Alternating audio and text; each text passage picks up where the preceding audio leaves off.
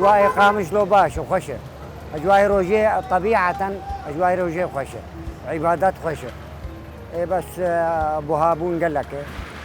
خلق قديم عن شيء فقيرة به سوس از سوكت كرم وتمرن دي سوكت ودنمين وشيت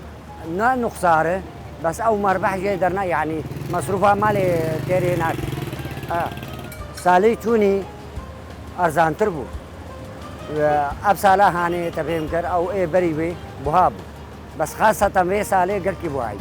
يعني قديم عن شيء فقيرة سالا شوني جيران حريت ابدو ضيفة عند برفطوري يعني كسك او اجواء هي بس نوق بريد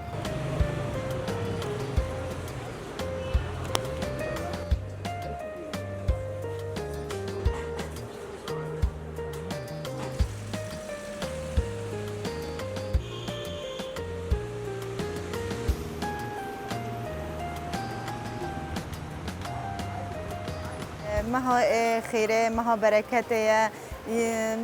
دنیا خوشه یعنی امروجینا حسن چند ما هین وقت خویه خودیل چند خودر دکون که جیران یعنی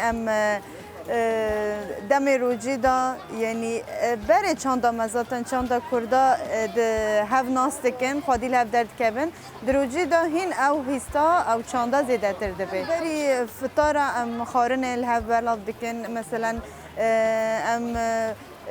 سردان الهف دکن شف بیر که روجی